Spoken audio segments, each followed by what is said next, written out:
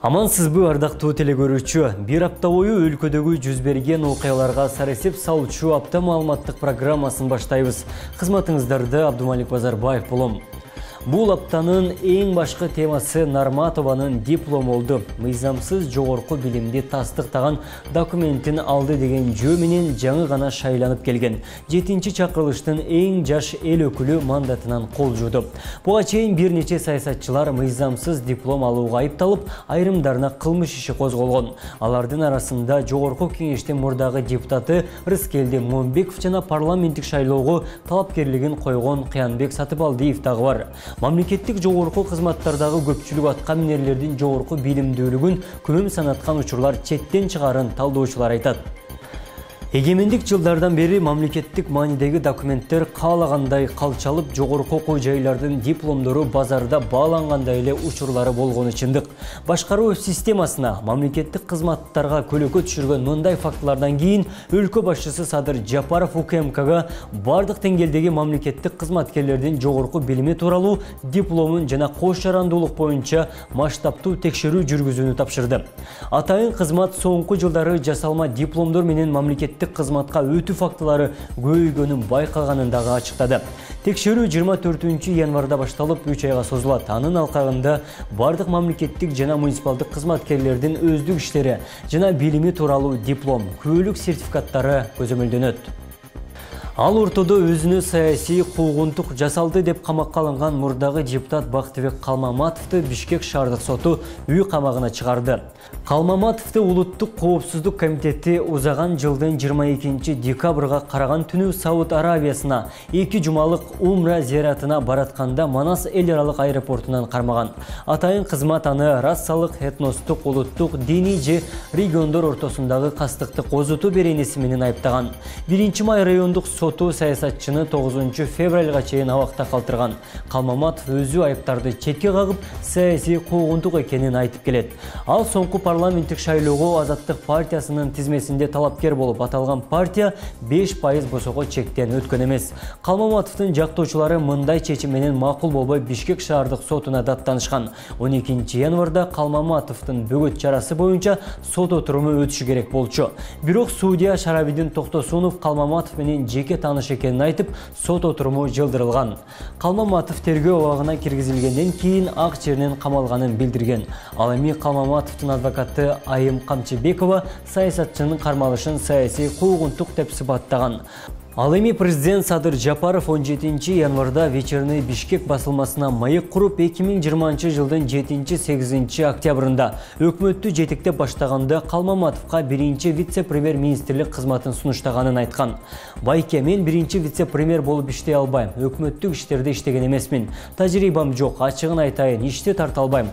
Андан көрө мен депутаттыкка барам деп кетип калган. Кийин карасам виселикти тарта албайм деген Бактыбегим президент болом деп чыкканын өлкө башчысы билдирди. Ошондой эле Жапаров оппозициячыл саясатчы Калмаматовдун артында турган карт бөрүлөр сен ушинтип кыйкырып чык деп көкүтүп сүрөп коюп жатышат деген пикирде. Өлкө башчы Калмаматовдун артындагы саясатчылар ким экенин билерин белгилеп, алардын да жооп берүүчү убактысын келет деген. Ош шаарында кайрадан каралар баш көтөрүп, уюшкан кылмыштуу топ жарандардын мүлкүн алып коркутууга өткөнү белгилүү болду. Каралардын тузагына илинген жай тургундардын даттануусунан кийин атайын кызмат окуяларга тиешеси бар жарандарды камакка алды.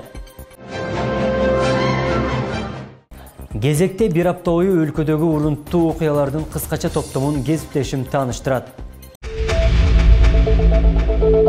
17 январ дүйшөмбү. Бул күнү министрлер кабинетинин төрагасы Акылбек Жапаров транспорт жана коммуникациялар министрлигине кеңешме өткөрдү.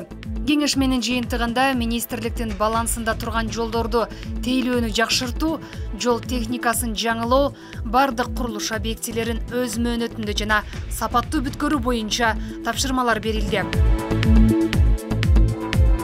Ош электр ишканасынын кызматкерлери электр жарыгын үнөмдөө максатында жарыкты пайдалануу эрежелерин аткарылуусун көзөмөлдөө рейдтерин жүргүзүүдө. Электр тогун берилген чектен ашыкча колдонгон кардарлардын электр энергиясын көп талап кылуучу жылыткыч жана башка жабдууларына убактылуу пломба басылууда. Бул күнү Ош шаарында Мөл Булак балдар бакчасынан өрт чыгып, убактылуу ишмердүүлүгүн токтотту. 284 наристе өз убагында эвакуацияланып, бактыга жараша жабыркагандар болгон жок.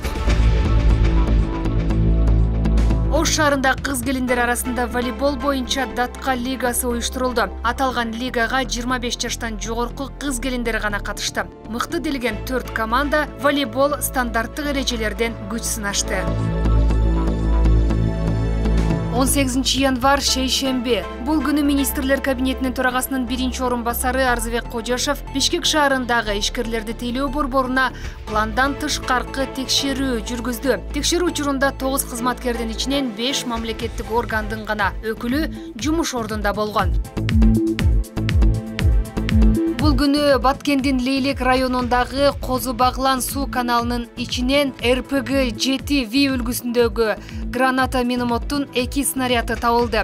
Ыкчам тергөө тобу аскер бөлүктүн саперлору менен биргеликте жардыруу иштерин жүргүзүшкөн. Жарылган түзүлүш боюнча соттук баллистикалык экспертиза дайындалган.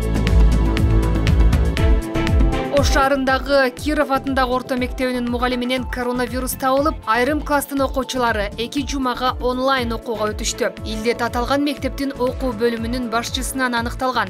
Оору аныкталгандыгы тууралуу маалымат түшкөндөн тарта мугалим жумушка келген эмес. 19 январь шаршембе. Президент Садыр Жапаров 2022 жылга республикалык бюджетти жана 2023-2024 жылдарга болжолу жөнүндөгү мыйзамга кол койду. Мамлекеттик инвестициялык гранттарды эске алуу менен быйыл республикалык бюджеттин жалпы кирешелери 282,1 миллиард сом өлчөмүндө каралууда. 25 марттан тарта өлкө аймагында эл каттоо жараяны башталат. Бул күнү Ош облусу боюнча бардык район жетекчилеринин катышуусунда эл каттоо боюнча атайын штабтык жыйын өткөрүлдү. Бул күнү санариптик өнүктүрүү министринин кызмат ордуна сунушталган Талант Имановдун талапкерлигин жогорку кеңеш колдоду. Имановдун талапкерлиги үчүн 53 депутат макул, 3-өө каршы добуш берди. Белгилей кетсек, буга чейин аталган министрликти Дастан Догоев жетектеп келген. 20 январь бейшембе. Бишкек шаардык соту мурдагы депутат Бактыбек Калмаматовду бул күнү үй камагына чыгарды. Калмаматовду улуттук коопсуздук комитети 22 декабрга караган түнү Сауд Аравиясына 2 жумалык умра зыяратына баратканда Манас эл аралык аэропортунан кармаган. Атайын кызмат аны рассалык, этностук, улуттук, диний же региондор ортосундагы касыктык озутуу беренеси менен айыптаган болчу. Ош шаарында таштандыга болгон төлөмдү абоненттердин 15% өз мезгилинде бербейт. Тазалык ишканасына шаардыктардын коммуналдык кызмат үчүн карызы өткөн жылга 14 миллион сомдон ашты. Муниципалдык мекеме өз убагында төлөм жүргүзбөгөн кардарларга рейд жүргүзүп, соттук чечим аркылуу чечүүнү колго алууда.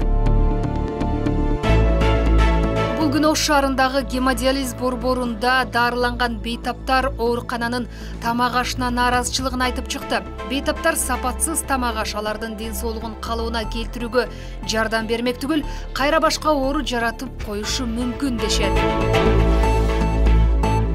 Ош облусуна караштуу Кара Суу районунда милициянын 13 жаштагы баласы атасынын тапанчасынан өзүн атып алды. 50 жаштагы ички иштер органынын кызматкери жумушка жөнөп жаткан кезде куралды столго калтырып жуунганы кирип кеткен.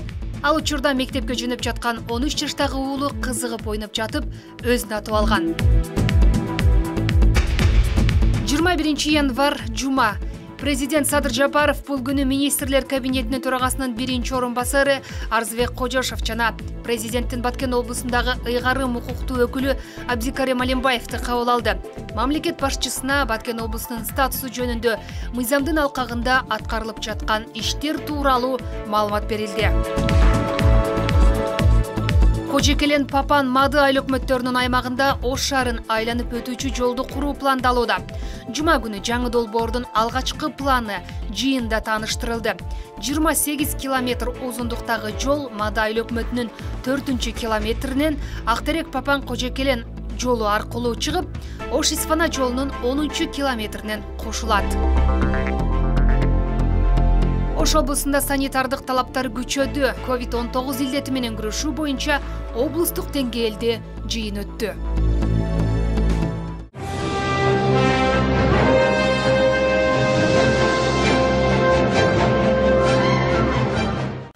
Өлкөдөгү коомдук саясий окуялардан кийин бардык деңгээлдеги мамлекеттик кызматкерлердин билими тууралуу дипломдору текшерилмей болду.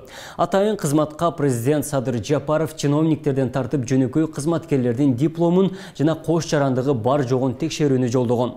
Коомду түрдүү пикирге жем таштаган бул жарыян 24-январда башталып 3 айга созулат. УКМК, облус, район жана айыл аймактардын башчылары министрлер кабинетинин президенттик администрациясынын кызматкерлерин жергиликтүү шаардык жана парламент депутаттарын укук коргоо жана сот органдарынын өкүлдөрүн текшерүү пландалып жатканын кабарлайт. Коопсуздук комитети мамлекеттик жана муниципалдык кызматкерлердин эл өкүлдөрүнүн жасалма дипломун алганы аныкталса, ээлеген кызматын өз ыктыяры менен бошотуп берүү маселеси караларын эскертти. Бул текшерүүгө мандатынан жакында эле ажырап калган парламенттин 7-чакырылышынын эң жаш эл өкүлү Орозайым Нарматованын жогорку билимин тастыктаган диплому себеп болду. Бул демилге эмнеден улам көтөрүлдү жана азыркы тапта кызматкерлердин жогорку билимин текшерүүнүн зарылдыгы барбы? Апта маалыматтык программасынын бул жумадагы талдоочусу Ош шаардык кеңешинин депутаты, жарандык активист жана окумуштуу Абдыжапар Акулов агай болмокчу. Саламатсызбы агай? Студиябызга куш келипсиз. Ошол алгачкы эле суроо, мамлекеттик кызматкерлердин дипломун жана кош жарандуулугун текшерүүнүн бүгүнкү мезгилде зарылдыгы барбы? Же бул жарыяндын максатын кандай кабыл алдыңыз? Эми буга чейин деле бизге коомчулукка маалым жасалма диплом алып бийликте өзгөчө жогорку рангтардагы баягы бир топ адамдар мыйзамсыз кызмат ордун ээлеп отургандыгы жөнүндө маалыматтар жетиштүү эле болуп келди.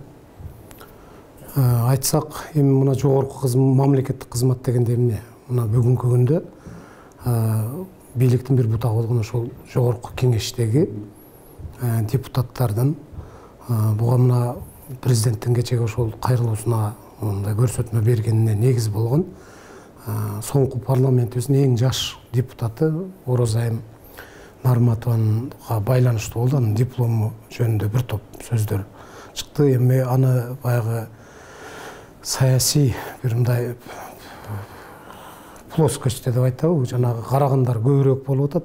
Орозайым Нарматовандагы мына соңку билдирүүсү мен эми муну Борбор шайлоо комиссиясынын мандатынан ажыратуу боюнча чечим кабыл алганын сотко даттанбайм. Бул саясий куугунтук, менден ушундай өч алуу максат болгон деп айтып атат да.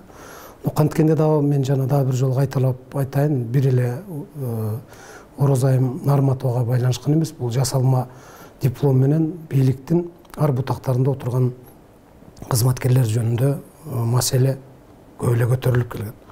Мен билгенден айталы ошо жогорку кеңеште Нурлан Төрөбековден башталган аябай резонанстуу, ал керек болсо бир комитетти жетектеп канча жыл ошол жасалма диплом менен түрдүү кызматтарда иштеп жүргөндө. Мына Төрөбай Зулупкаров жөнүндө сөз айтылган. Мен эстегенимди айтып атам.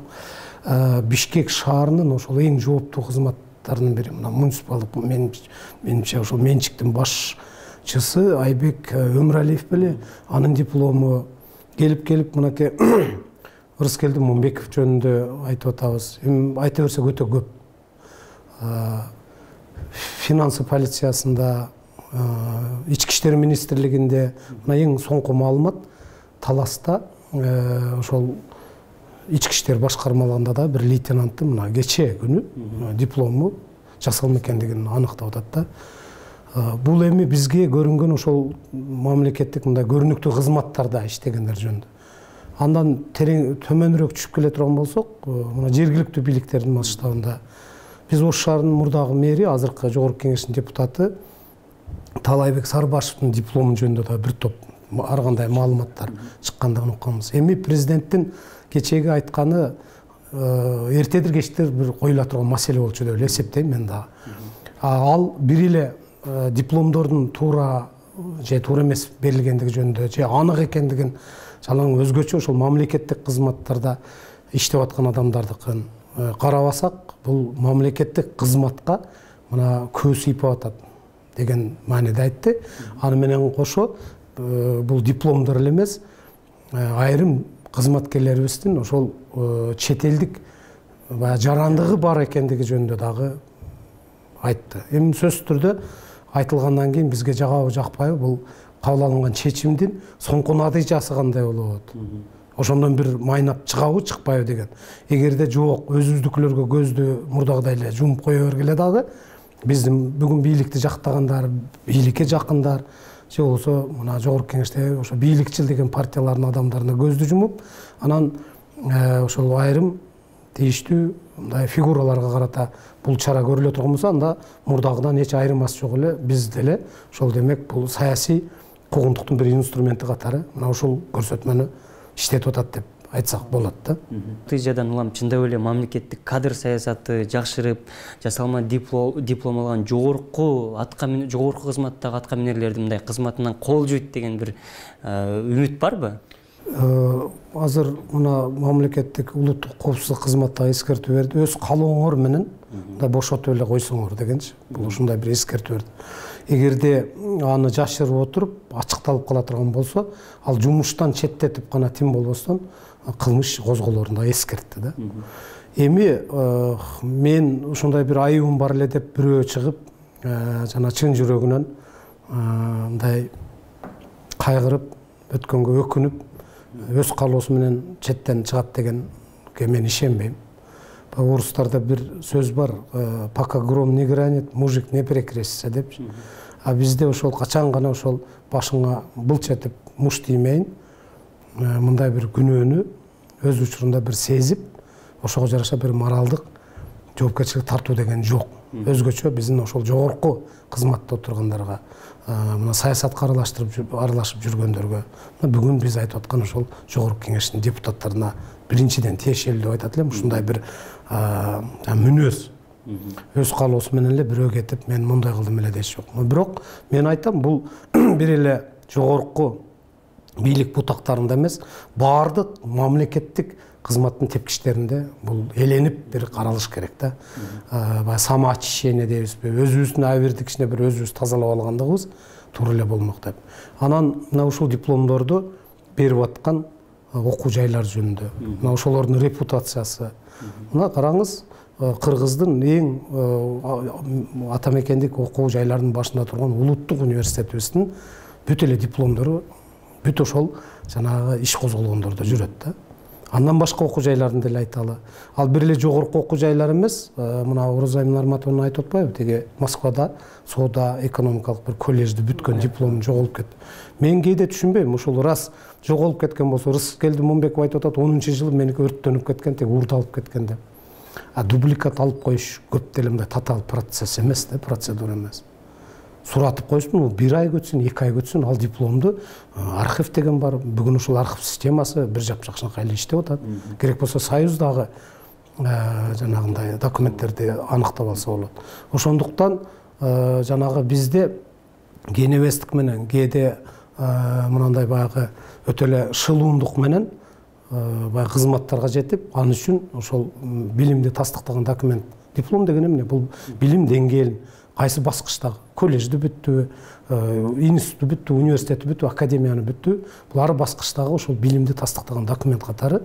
Тигил же бул службага биз баягы ойлонуп, чечим кабыл алгандан кетип атканда, ошол багыттагы адистикти алыш үчүн мен айтайын, мен Ош шаарында 89-жылы мен дагы ошол Россиядан окуп келген киши катары, азыр тамаша бир эмелер кетпеди, ошол дипломуңарды тастыктап алгыла деген бир эме башталды деген.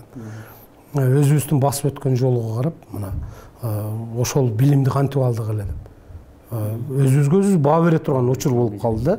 А демек өзгөчө айрыкча мамлекеттик жооптуу кызматка бара тургандар, бул биринчиден ошол мамлекетти дагы дискредитация кылбастан өзүнүн алдында бир жоопкерчиликти дагы сезиш керек. Азыр эми ошол жасалма дипломдорду берген окуу жайлар боюнча да айтып кеттиңиз. Эми ошол 30 жылдан бери ошол жасалма дипломдордун көбөйүп кетишини, мамлекеттин баягы катуу көзөмөл жүрбөгөндүктөн уламбы, билим берүү системасына ошол бийлик ишенбөөчүлүк көрсөтпөй жаткандай сыпатталып калбайбы бул аракет? Окубай эле, менимче ошол 90-жылдары жасалма диплом алуунун бир чоң мүмкүнчүлүктөрү пайда болгон да. канчалаган филиалдар аймактарда ачылып кетти. Канчалаган дистанттык борборлор аймактарда ачылып кеткен. Айылдарга барып бир окуу bir процесін өткөрө турган шарттарда жоқ. Керек болса чайканалардын базасында дагы ошол айрым окуу жайлардын ошол дистанттык борборлор ачылып, диплом берилген учурларды билебиз да.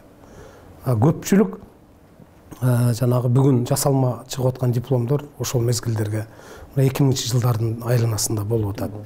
Ошондуктан бул талап эң биринчиден ошол жогорку окуу жайларга да коюлуш керек. Окуу жайлар өздөрүн бир сыйра ревизиялап алыш керек.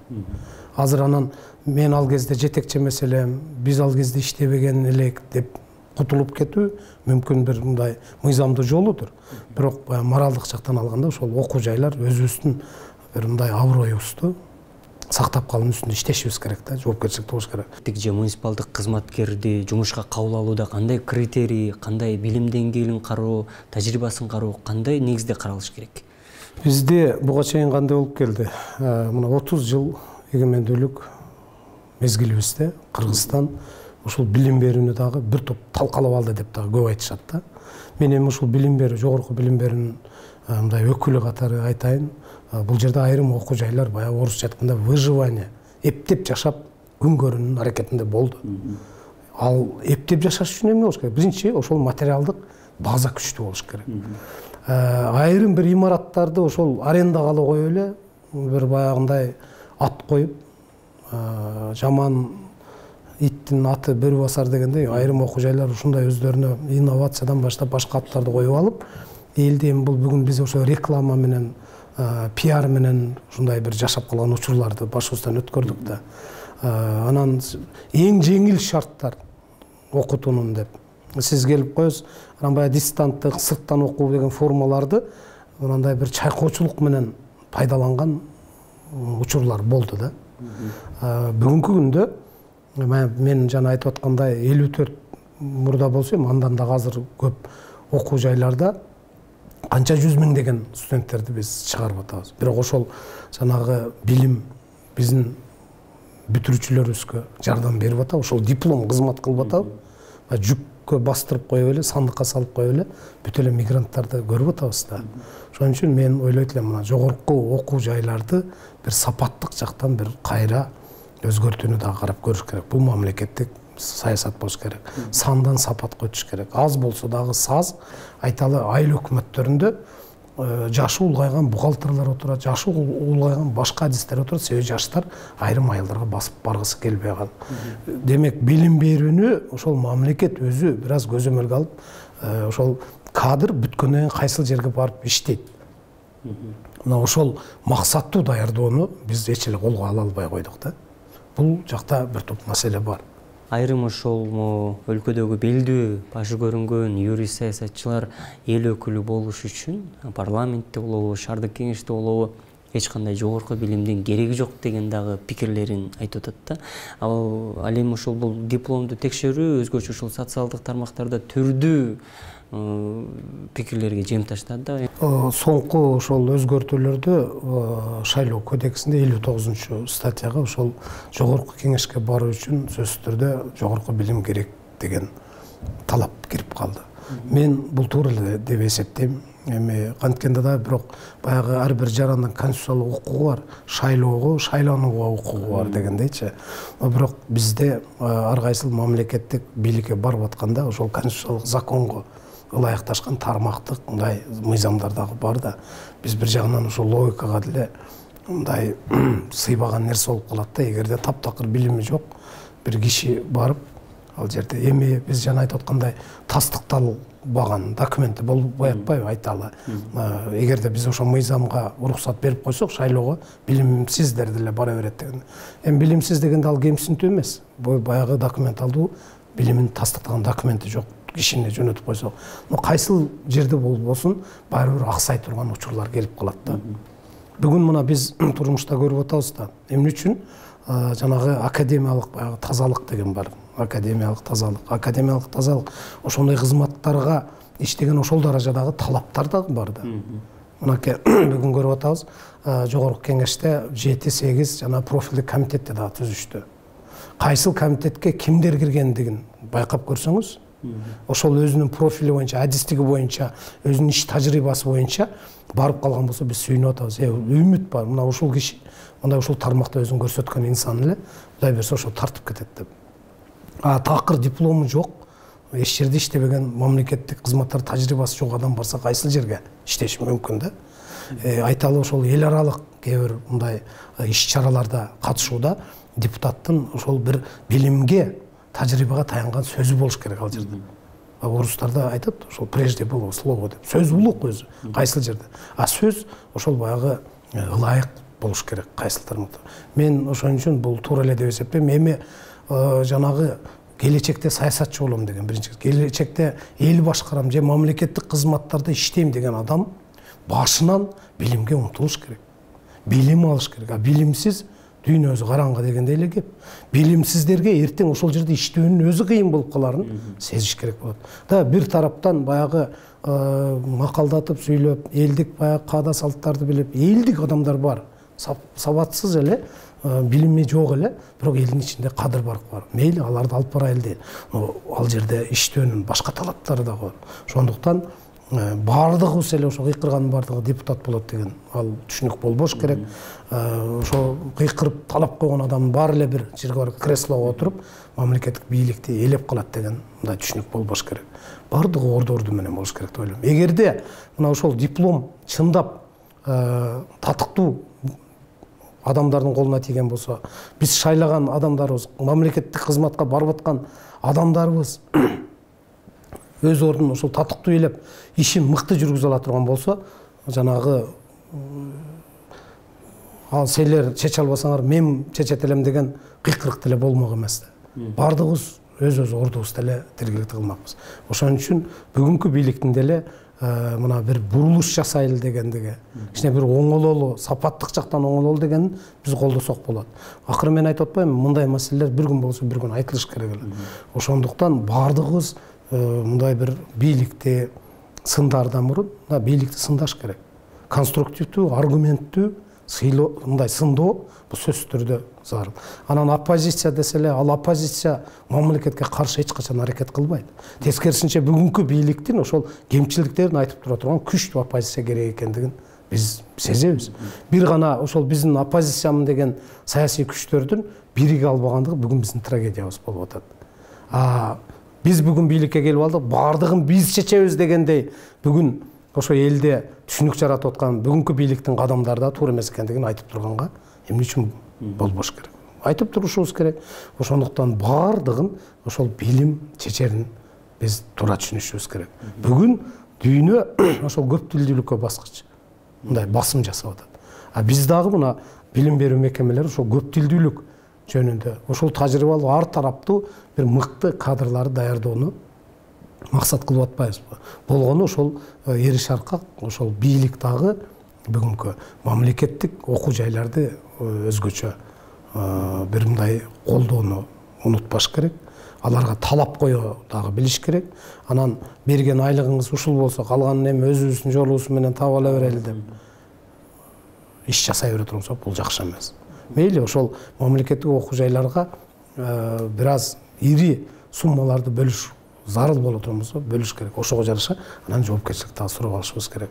Ал эми жалпы келип ал бүгүн жасалмалуулук диплом деле эмес.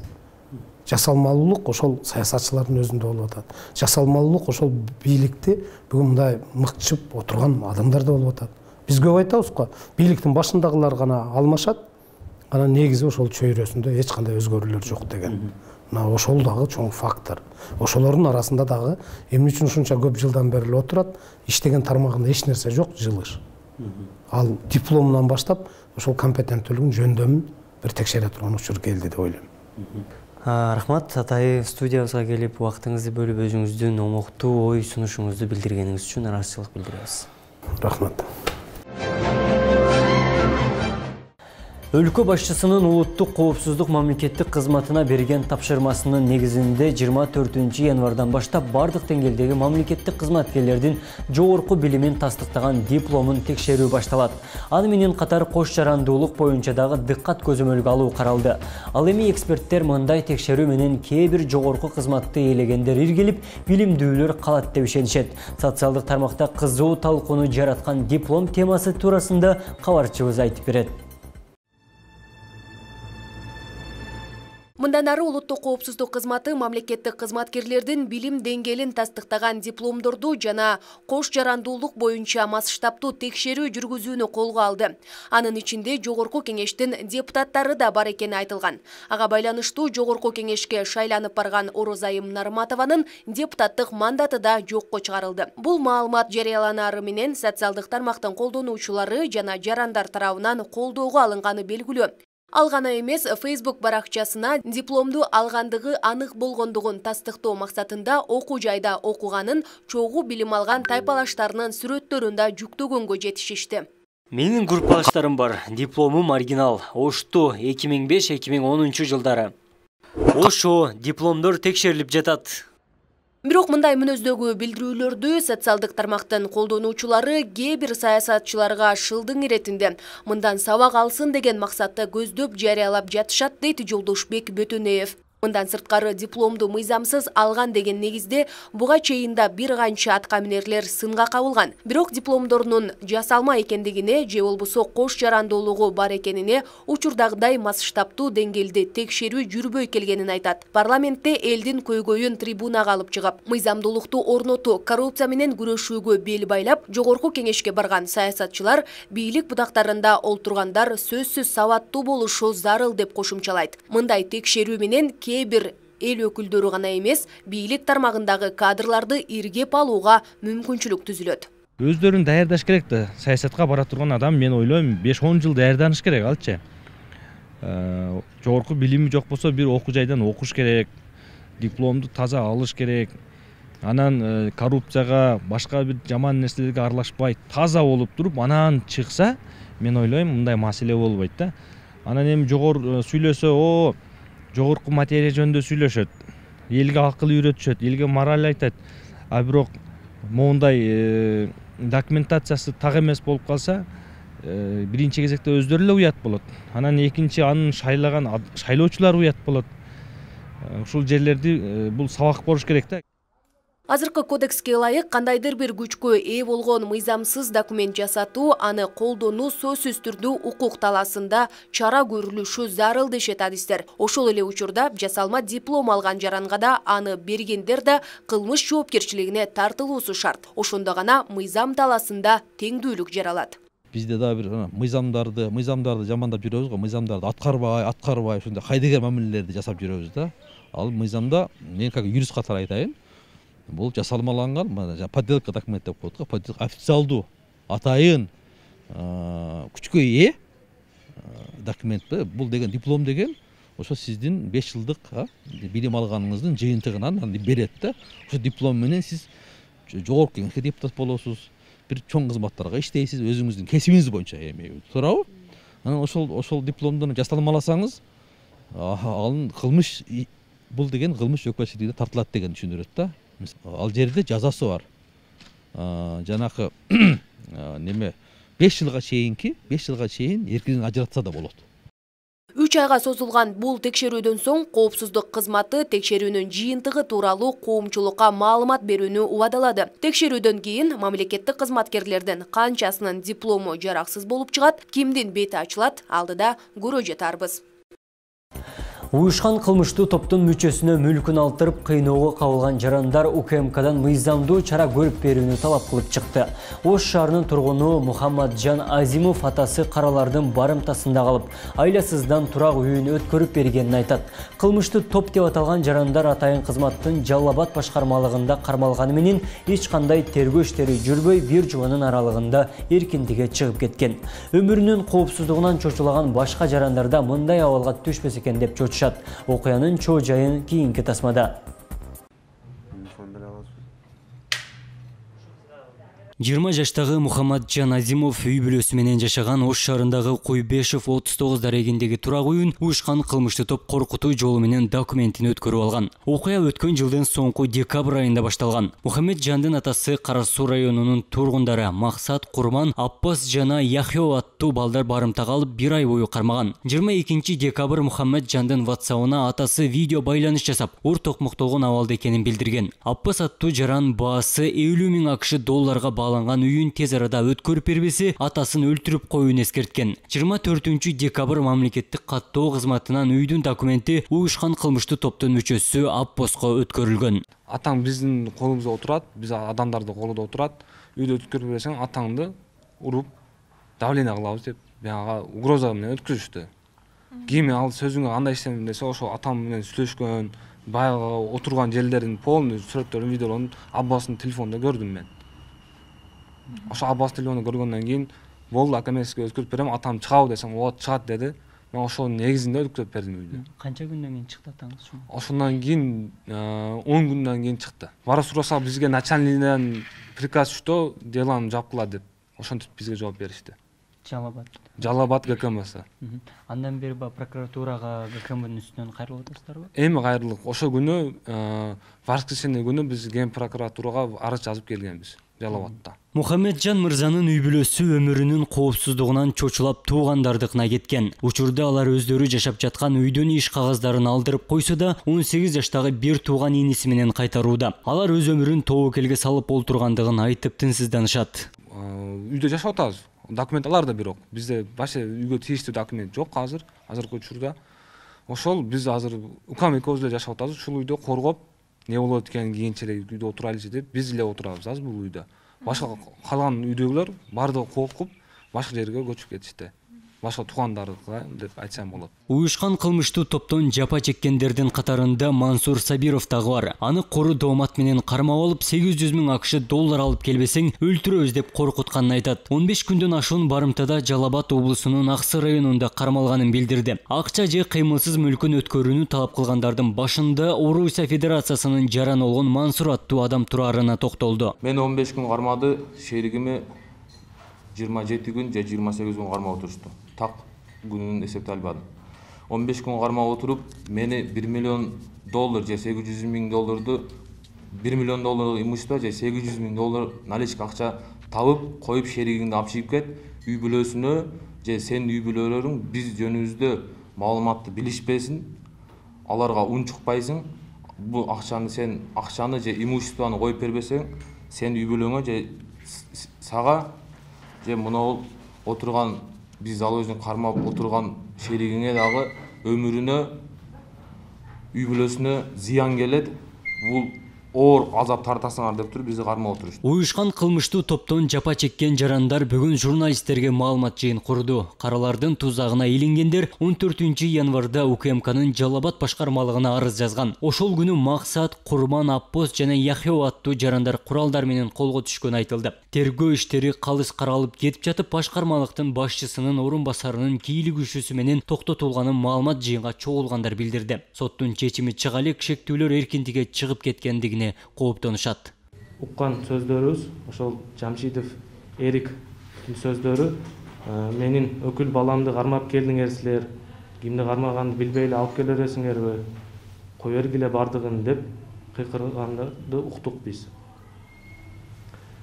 Ошол учурда, азыркы учурда алар каерде жүрүшүн, кылмышкерлерди каерде жүргөнү белгисиз. Биз өзүбүздүн жашообуздун коопчулугуна көзөмөлдөпесиңерди сурайм. Следствиясы полный иштер жакшы закон боюнча кетип атып, эртеси күнү түнү алып келди. Эртеси күнү биз коридордо отурганда ГКМдын зам начальниги деди, Жамшидов Эрик деген ортодон чыгып, мен бул өкүл балам, мен бир күн жок болсом силер эмне кылтасыңар деген сөздөрдү биз коридордон уктук. Укканыбыздан кийин коридордо эчтеке дебей отура бердик. Тергөөчү дагы биз берген показанияларды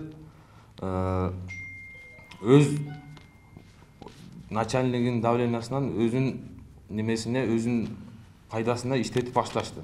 Алардын айтымында уюшкан кылмышты топ кайрадан коркутууга алып, ал башына эч ким кепилдик бере албайт. Ошондуктан жогорку бийлик өкүлдөрү жана УКМКнын төрагасы Камчыбек Ташиев жеке көзөмөлгө алса деп өтүнөт. Атайын кызматтын борбордук башкармалыгы жана облустук бөлүмү бул кылмыштуу окуя боюнча расмий маалымат бере элек.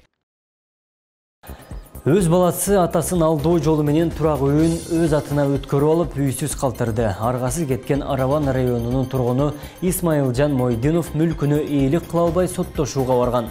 Баласы Хуршитбек Мойдинов атасынын акылын аттап 17 сотук аянттагы жерди аялына каттатып койсо, аялы эч кимге билдирбестен үйдү 5 күн алдын сатып жиберген. Аз күндө көчөдө калуу коркунучунда турган атанын көйгөйүн биздин телетоп чагылдырып келди.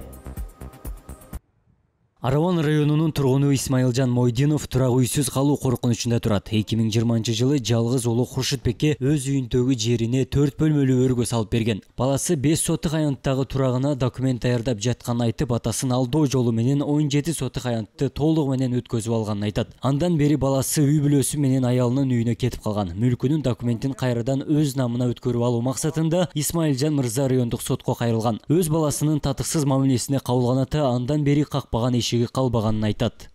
Мына ошо үй туулгандан бери жерде жашайм. Эми ортада чу балам деден нема кылып койду. Ошо үйгө документ кылып алып да кол коюп койдум. Эми бул документ хаммасын өзү өткөзүп алыпты. Шунга кайтарышка суранышка болмок. Кийин сотко берилди. Араван сотуга бердим. Араван соту чечимди менге чыгарып берди. Улар ошко берди. Оштан эке улар сотта 3-4 марта барды, биз барды, улар келмей коюшту. Ахыры чечимди уларга балага чыгарып койду өз соту. Одан не болду, уй ашың өтүп кеткен. Менин аз жайым жок. Айында бага чакырылды, эми балаларын алып кетти ошо боюнча. Кеткен келмей койду. Анан өзү ham жок. Сөткө бергеле жүрүптү. Хуршитбектин апасы Равшанай Хажиматова соттук териштирүү мезгилинде үйдү сатуу максатында 3 жасалма документ табылганын айтат. Айрымдарында келининин апасы Санабар Тургунованын аты дагы бар экендигин кошумчалады. Күмөндүү мамлекеттик актыларды кимдин уруксаты менен келини Бахтиярхандын намына өтүп кеткендиги белгисиз. Равшанай айым өз үйлөрүндө өгөйлөнүп ижарачы катарында жашап жатканын айтып келет. Облустук сот экинчи тарап 4 ирет соттук отурумга келбесе дагы чечимди Хуршитбекке чыгарып бергенине наразычылыгын билдирди. Çeçim çıkarttırdı. O çeçim oğlumuz Muhyiddin Hurşit namında çıktı. Ondan burunga Kızıl kitap görgenimizde 500 kelinimizin Bahtiyarxonun namında çıktı. 12,5 so'tdagi qudamiz Sanabarxon nomida chiqdi. 2021 yil sentyabr-oktyabr oylarida O'sh oblast sudiga qatnashdik. Biz 4 yo'li bordik. 4 yo'li borganimiz bilan u ikkinchi taraf kelmadi. Sud bizni 100% xo'jayinim haqligini bilib turib, o'zi og'zi bilan aytib turdi, lekin oxirgi 3 ta sudda ular kelmagani sababli bizni chetlashtirishdi. Kelishmayapti, ular qachon kelsa sud bo'ladi deyishdi. Lekin bizni aldab turib, Muhyiddin Hurshit nomiga O'sh oblast sudi chechim chiqarib berdi. Hozir buni berib qo'ysa, bilmaymiz mana qayerga boradi bu baldari, kichkina yosh baldari bor. Ular bilan qayerga boradi deb bilmayman men. Endi bu действительно noto'g'ri bo'lyapti ish, bu to'g'ri emas ish. Ras shunday bo'lsa, ular kelishish kerak edi. O'sha aytganday qilib, bunaqani bersa Xurshitga. Bizda elda to'g'ri qilsanda boshunda rozi bo'lardi edi. Hozir hech kim rozi emas bundan. Xurshit qilayotgan ishida. Tim bo'lsa atasi bo'lsa, bu to'g'ri kelmaydigan ish, musulmonchilikka da to'g'ri kelmaydi. Bu qilgan ishi zakonga, zamonga ham to'g'ri kelmaydi bu. Исмайылжан мырза мамлекеттик каттоо кызматынын өкүлү бул окуя башталар алдын Актай баракка кол койдуруп кеткендигин билдирген. Үй кандай жол менен баласынын намына өтүп кеткендигин тактоо үчүн райондун кадастр ишканасына кайрылдык. Мамлекеттик мекеменин кызматкерлери Исмайылжан Мойдинов мүлктү белек калтыруу жолу менен Хуршитбекке өткөрүп бергенин аныкташты. Бирок кайсыл мезгилде 3-чү жактагы келини Бахтиярхандын атына жазылып калгандыгы белгисиз. Үй бүлөнүн келини мындан толук 5 күн алдын турак жайды сатып жибергендиги дагы ачыкталды. Так, 26 февраль 2021 жылы Мойдинов Хуршитбек Исмайлович бизге арыз негизинде кайрылат, менин кызыл китебиме 2ге бөлүп бергиле деп. Ошонун негизинде биз кызыл китепти, 17 сотик кызыл китепти 2ге бөлүп атабыз. 1257 квадрат метр башка, 500 квадрат метр башка бөлүп бергенмин, каттоодон өтүп алып кеткен 2 кызыл китепти. Каттоодон өткөндүгүнөн булардын документин толуктугунун негизинде ӨКөнүн подарка кылуу келишимине мен заявление алганмын 28 июль 2017 жылы саат 10:47 өткөндө. Ал 1757 квадрат метр жерди Модинов Хуршудбек Исмаилжановичка белекке берүү келишимин негизинде өткөзүп берген. Эки тараптан келген, аларды мен паспорт жарандык немесин текшерип, паспортторун бардыгын, эмне максатта өткөзүлганын мен ушу карып калып, ушу балама өткөзөм деп өткөзүп. Өз үй бүлөсүн болор болбос мүлк үчүн бушайманга салган учурлар миңдеп саналат. Ал эми карыган кезде көчөдө калган 63 жаштагы Исмаилжан мырза мыйзам талаасында күрөшүүнү акырына чейин улантаарын билдирди. Ал эми баласы Хуршитбек менен байланышканыбызда телефонун өчүрүп гана жөн болду. Өз чындыгын айтуу үчүн биздин каналдын эшиги ачык. Келерки жаңырган жумада жакшы кабар менен кезгели бир апта бою окуялардын топтомун Абдумалик Базарбаев жана кесиптештери менен бирге тааныштырдым. Жараткан жергебизге тынчтык, элибизге ынтымак берсин.